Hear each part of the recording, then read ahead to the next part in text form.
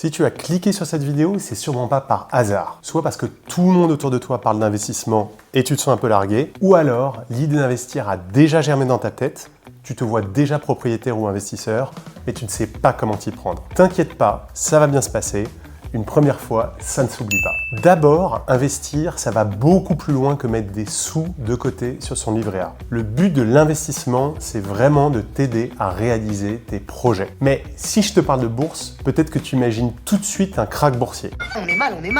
Si c'est ce que tu imagines, rassure-toi, tu n'es pas le seul. Quand je suis descendu dans la rue demander aux Français si la bourse est risquée, ils m'ont tous répondu. Je considère ça risqué quoi. Oui, c'est toujours risqué. On m'a aussi dit. Beaucoup moins que les crypto-monnaies, ça c'est sûr. Ah bah on est rassuré alors. Ce côté imprévisible fait peur. Et c'est normal. À cause de cette peur de perdre son argent, beaucoup de monde se dégonfle, laisse son argent dormir sur des comptes en banque, sur des livrets, quand c'est pas sous son matelas. Ce que je te propose dans cette vidéo, c'est de te donner 2-3 pistes pour passer à l'action et commencer à investir. Petit disclaimer, non, tu ne seras pas milliardaire à la fin de cette vidéo. Vendre du rêve, c'est pas mon truc. Il y en a déjà beaucoup qui le font très bien sur YouTube.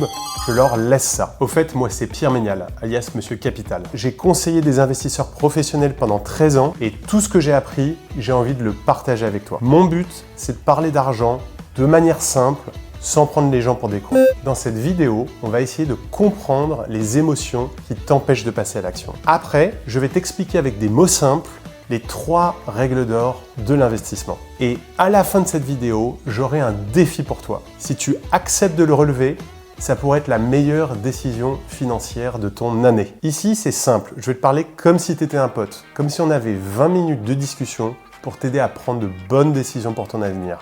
Alors, let's go. Commençons par analyser tes émotions. Imagine la scène, tu as un repas de famille et ton beau-frère qui a toujours plein de bons plans parle de ses revenus Airbnb grâce à un studio qu'il vient d'acheter. Après, il y a ton petit cousin qui raconte les bons coups qu'il est en train de faire avec les cryptos. Bref, tu entends tout ça et plusieurs émotions t'envahissent. D'abord, il y a la culpabilité.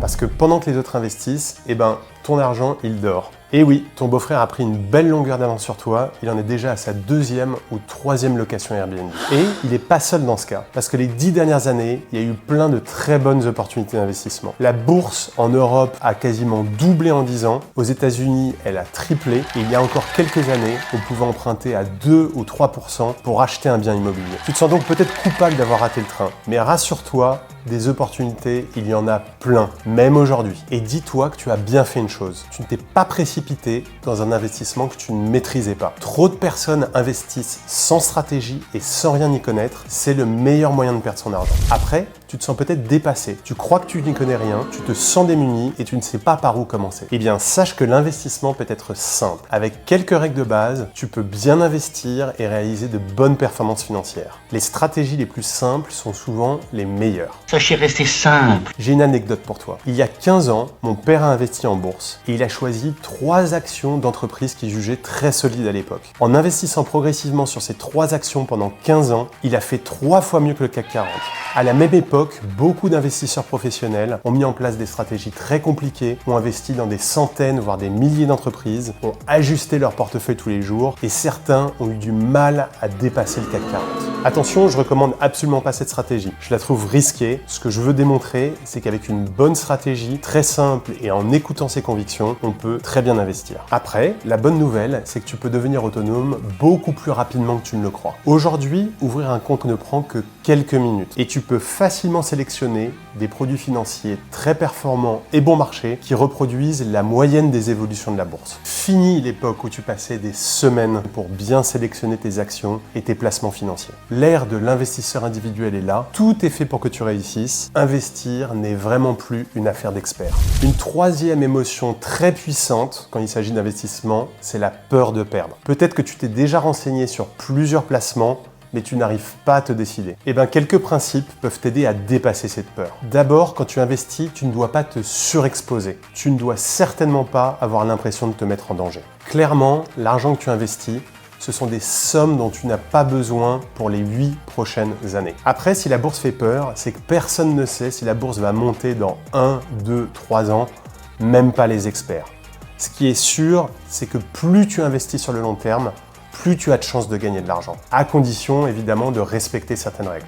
Regarde ce graphique du S&P 500 sur les 40 dernières années. À part quelques accidents entre 2000 et 2003 ou en 2008-2009 ou pendant la période de Covid, la bourse a monté en continu. Et c'est normal parce que la bourse reflète la croissance économique mondiale. À part quelques accidents de court terme, la bourse a une tendance naturelle à monter sur le long terme. Une étude très intéressante montre qu'après 20 ans, le risque de perdre en bourse est minime. En effet, on a pris le MSCI Monde, qui est le plus grand indice mondial, sur une période très longue, c'est-à-dire depuis 1978 jusqu'à 2023, et on a vu que les chances de perdre son argent après 10 ans étaient inférieures à 9% et que les chances de perdre son argent après 20 ans étaient quasiment proche de 0%. Après, la peur de perdre son argent peut prendre la forme du mythe du bon moment. Tu as décidé d'investir en bourse, mais tu entends des commentateurs qui disent « Ah, mais la bourse est beaucoup trop haute en ce moment. » Donc, tu attends le bon moment pour investir. Ce mythe du bon moment n'existe pas. Personne n'est capable de dire si la bourse est très haut ou très bas en ce moment. Et ce qui caractérise tous les vrais investisseurs, c'est qu'ils investissent tout le temps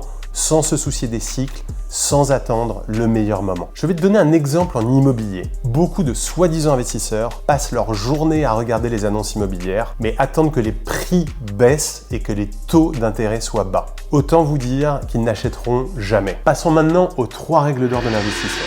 D'abord, il faut investir ton argent en différentes classes d'actifs. Il y a d'abord les actions qui te permettent d'investir dans des parts d'entreprise. Il y a 2 manières de gagner de l'argent avec des actions. 1, tu espères revendre à un prix plus élevé que ton prix d'achat. Ensuite, la plupart des entreprises te versent une partie de leurs profits.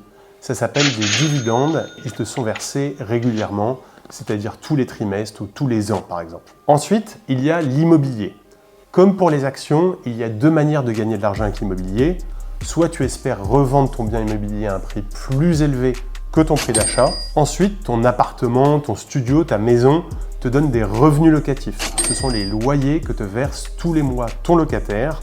Et il y a aussi des revenus Airbnb. Après, il y a les obligations. Les obligations, c'est que tu prêtes de l'argent à des entreprises ou à des États en échange d'intérêts. Enfin, il y a les actifs alternatifs, comme les matières premières, l'or ou les crypto-monnaies par exemple.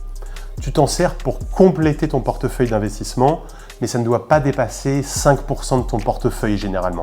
Parce que les actifs alternatifs, ils sont considérés comme assez volatiles et assez risqués. Juste une petite pause, je viens de lancer la chaîne YouTube de Monsieur Capital. Alors si tu aimes cette vidéo, s'il te plaît, mets un like, écris un commentaire et surtout abonne-toi. Ça m'aiderait beaucoup. Maintenant, si tu regardes sur les 40 dernières années, on a pris ici la période entre 1982 et 2022. Tu t'aperçois que ces actifs ont eu des rendements très différents. La bourse a rapporté 15,1% par an en moyenne.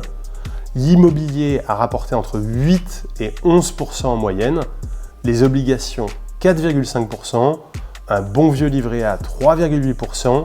L'or a fait moins bien que le livret A à 3,2%. Et l'inflation sur la période a été à 2,1%. Après, il faut bien définir ton horizon de temps. C'est-à-dire que pour des placements dynamiques, comme les actions ou l'immobilier par exemple, tu dois investir pour le long terme, c'est-à-dire pour plus de 8 ans. Plus tu veux un portefeuille d'investissement dynamique, plus tu mettras des sous sur des actions, sur l'immobilier, sur des placements alternatifs. En revanche, si tu as un profil d'investisseur plus prudent, plus tu mettras de l'argent sur des obligations ou sur des livrets par exemple. Si déjà tout ça te paraît compliqué, ne t'inquiète pas. Je vais te montrer tout de suite des méthodes extrêmement simples pour bien diversifier son argent entre les différentes classes d'actifs. La deuxième règle d'or, c'est de bien diversifier ses placements. Vous vous souvenez de l'anecdote que je vous ai racontée de mon père qui a investi il y a 15 ans sur 3 actions seulement? C'est exactement ce qu'il ne faut pas faire. Parce que personne n'est capable de dire si une action donnée va monter ou baisser les 3 prochaines années ou les 10 prochaines années par exemple. En revanche, ce qu'on sait, c'est qu'il y a des chances très élevées que si vous investissez dans les 1400 plus grandes actions mondiales par exemple, qu'à horizon 10 ans, vous gagnez de l'argent avec ça. Il y avait eu une mauvaise nouvelle sur l'une des 3 actions qu'avait acheté mon père, l'action aurait pu chuter, ce qui aurait entraîné des pertes importantes pour mon père. Il se trouve que sa stratégie a bien fonctionné, tant mieux pour lui. Maintenant, si tu veux investir dans les 1400 plus grandes entreprises cotées mondiales, j'ai une bonne nouvelle pour toi, parce que c'est possible. Ces 1400 entreprises, elles sont représentées dans un indice boursier qui s'appelle le MSCI Monde, ou le MSCI World en anglais. En achetant des produits financiers qui s'appellent des ETF, ETF en anglais c'est Exchange Traded Funds, ou fonds cotés en bourse en français, tu peux acheter avec un seul produit toutes les actions qui composent cet indice boursier. Donc l'ETF, ça réplique fidèlement un indice boursier. C'est exactement comme si tu achetais les 1400 actions du MSCI Monde. La troisième règle d'or, c'est l'investissement régulier et progressif. Donc c'est bien d'investir progressivement le même montant tous les mois par exemple, et après quelques mois, quelques années, de voir les performances de tes placements et après décider d'augmenter le montant que tu investis tous les mois. L'avantage de cette méthode, c'est que ça permet de diminuer ton risque d'investisseur. Tu ne cours pas le risque d'investir en une seule fois quand la bourse est au plus haut ou quand le marché de l'immobilier est au plus haut. Enfin, il y aurait une quatrième règle d'or, mais je ne vais pas beaucoup en parler aujourd'hui, c'est de gérer ta fiscalité. Il existe énormément de possibilités de diminuer le montant des impôts sur les profits que tu génères. Par exemple, il y a un compte investisseur qui s'appelle le PEA, c'est-à-dire le plan d'épargne en action, et ça te permet au bout de 5 ans d'exonérer d'impôts tous les profits que tu as fait sur tes actions. Il y a aussi un contrat qui s'appelle l'assurance vie qui te permet de diminuer fortement tes impôts au-delà de 8 ans. L'autre avantage de l'assurance vie, c'est que tu peux transmettre facilement ton patrimoine à tes proches sans qu'ils payent trop de droits de succession. Voici l'heure de la mission. Je vais maintenant te proposer un petit défi pour que tu puisses te lancer dans le grand bain de l'investissement. L'objectif de ce défi, c'est donc de t'aider à franchir un cap, de te familiariser avec le monde de l'investissement sans prendre de risques excessifs. Il y a plusieurs étapes. D'abord, tu vas ouvrir un compte d'investisseur dans une plateforme d'investissement. Ne t'inquiète pas, ça va rien te coûter. Au contraire, certaines plateformes te font un cadeau de bienvenue. Il y en a 3 que je peux te recommander. Il y a Saxo, qui a de bons tarifs et qui a un PEA. Il y a Trade Republic, qui est une plateforme très simple. Et Bourse Banque, qui devient intéressante quand tu investis des montants élevés. Si ça t'intéresse, j'ai créé un comparateur gratuit qui te donne un classement des courtiers qui ont les tarifs les plus compétitifs en fonction de ton profil. Tu rentres le montant moyen de tes investissements, le nombre d'investissements que tu souhaites faire, et je t'envoie un rapport complet qui te donne une estimation des frais que te prennent les brokers pour une année entière. Je te mets un lien dans la description. Moi, j'aime bien la plateforme Trade Republic. Je tiens à le dire tout de suite, je ne suis absolument pas sponsorisé par eux, je n'ai aucune affiliation. Si je la recommande, c'est que je la trouve très très simple, surtout pour des débutants. Par exemple, si tu mets en place un investissement programmé, c'est-à-dire que tu investis le même montant tous les mois sur les mêmes investissements, la plateforme ne te prend aucun frais de transaction. Donc si ça t'intéresse, je te mets en description un lien de parrainage pour que tu puisses ouvrir un compte chez Trade Republic. Mais je ne fais pas la vidéo pour ça. Il y a plein d'autres liens disponibles sur Internet qui te permettront de bénéficier exactement du même cadeau de bienvenue. La deuxième étape, c'est de faire une sélection de 4 ETF. Je te mets en description mon portefeuille type. Maintenant, tu l'auras compris, j'adore l'indice MSCI Monde parce que c'est un indice qui est très diversifié, qui te permet d'investir dans 1400 sociétés et dans tous les pays développés. Donc, je répartirai 70% de mes investissements dessus. Après, je compléterai en mettant 10% sur un ETF MSCI Emerging Market, marché émergent en français. Je mettrai 15% sur un ETF dans l'immobilier et 5% sur un ETF dans l'or. Ce portefeuille type me paraît déjà bien diversifié. Après, si tu veux constituer ton portefeuille toi-même, je te conseille un site qui s'appelle Tracking Site qui te permet de sélectionner toi-même tes ETF en voyant exactement ce qu'il y a dedans. Donc ça y est, maintenant que ton portefeuille est constitué, tu peux passer à la troisième étape, c'est de mettre en place tes investissements programmés. Tu vas investir tous les mois la même somme, 50 € par exemple, sur ton portefeuille cible. Alors maintenant, je vais faire une petite démonstration sur mon compte chez Trade Republic. Je vais vous montrer à quel point c'est simple de programmer un investissement mensuel. Donc là, on est à la page d'accueil. Dans la barre de recherche en bas à gauche, on va chercher le nom du premier ETF. Donc c'est l'ETF MSCI Monde, donc MSCI World en anglais. On déroule, on voit le deuxième MSCI World de chez Amundi. On le sélectionne. Après, on va en bas à gauche sur Épargner. Comme on a dit qu'on investissait 70%, je vais mettre 70 €. Suivant, donc chaque mois, je vais investir 70 €. OK, c'est la troisième option. Et je vais prendre la première option au début de mois, à partir du 4 novembre. OK, Donc là, on vérifie l'ordre. Ce sera chaque mois le 4 novembre, un montant de 70 € et les frais sont gratuits. Je vais cliquer en bas à droite sur le bouton épargner. Et hop, et voilà, ça a mis en place mon premier investissement. Après, on va répéter la même manip avec le MSCI Emerging Market. On va prendre le premier de Amundi. Épargner, on avait dit qu'on mettait 10%, donc ça fait 10 €. Suivant, chaque mois, en début de mois, épargner. C'est bon. Après, on va prendre un ETF immobilier. Donc on va cliquer sur Real Estate. Donc Global Real Estate Euro de Vanek, ok, c'est celui-ci. Donc épargner. Voilà, on voit, je l'avais déjà programmé avant, donc chaque mois 15 €, j'avais fait exactement la même manipulation. Et le dernier, on va sélectionner donc l'or, c'est-à-dire le Physical Gold, à ne pas confondre avec les ETF sur les actions des entreprises minières. Je le sélectionne, épargner, et celui-là j'avais déjà programmé à 5 € par mois. Donc exactement la même manipulation que pour le MSCI Monde et le MSCI Emerging Market.